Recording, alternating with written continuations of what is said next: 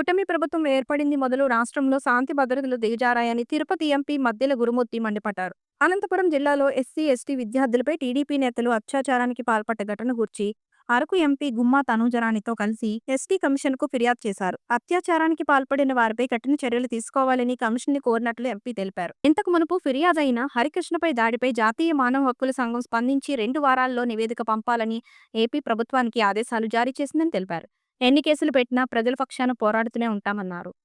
సంవత్సర కాలంగా కూటమి ప్రభుత్వం ఎప్పుడైతే అధికారంలోకి వచ్చిందో అప్పటి నుంచి ఆంధ్ర రాష్ట్రంలో కంప్లీట్గా లా అండ్ ఆర్డర్ ఫెయిల్ అయిపోయింది.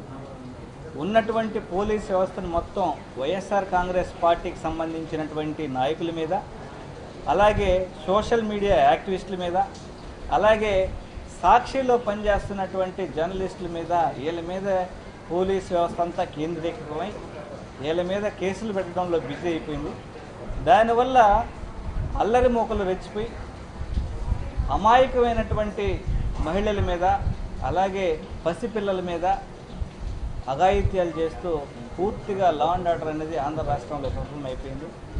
రీసెంట్గా మనం చూస్తే సత్యసాయి జిల్లాలో ఒక అమ్మాయి, అలాగే అనంతపూర్ జిల్లాలో ఒక అమ్మాయి, ఎస్సీ ఎస్టీ కమ్యూనిటీకి సంబంధించినటువంటి ఈ అమ్మాయిల మీద ఆగంతుకులు అత్యాచారం చేసి ఒకరినైతే చంపేయడం జరిగింది.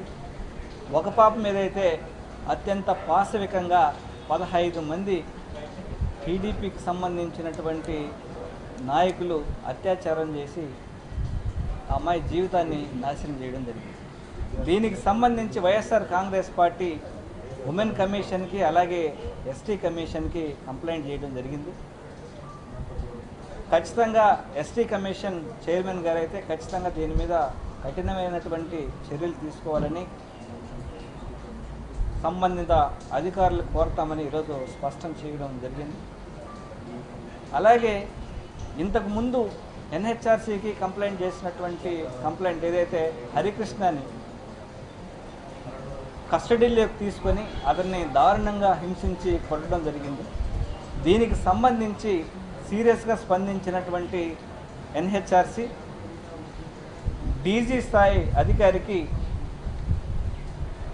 సమన్లు పంపించి దాని మీద ఒక అధికారిని ప్రత్యేకంగా నియమించి దర్యాప్తు చేయమని, అలాగే హరికృష్ణకు సంబంధించినటువంటి మెడికల్ రికార్డ్స్ని ప్రిజర్వ్ చేయమని, దీని మీద 2 వారాల్లోపు నేషనల్ హ్యూమన్ రైట్ కమిషన్కి సమాధానం పంపించాలని, ఎక్స్ప్లెనేషన్ పంపించాలని ఈరోజు ఆంధ్ర రాష్ట్ర ప్రభుత్వాన్ని ఎన్హెచ్ఆర్సీ కోరడం జరిగింది.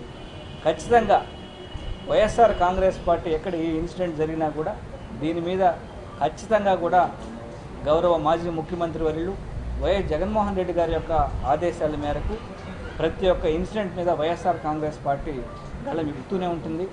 ఎన్ని కేసులు పెట్టినా, ఏం చేసినా వైఎస్ఆర్ కాంగ్రెస్ పార్టీ నాయకుల్ని అణచివేయాలని చూసినా, సో ఇప్పుడు కూడా ఈ వైఎస్ఆర్ కాంగ్రెస్ పార్టీ అనేది ప్రజల పక్షాన్ని నిలబడి ప్రజల గొంతుకై వినిపిస్తూనే ఉంటుంది. ఖచ్చితంగా పోలీస్ వ్యవస్థ సమగ్రంగా విచారించి బాధ్యుల్ని కఠినంగా శిక్షించాలని వైఎస్ఆర్ కాంగ్రెస్ పార్టీ తరఫు నుంచి డిమాండ్ చేస్తాము.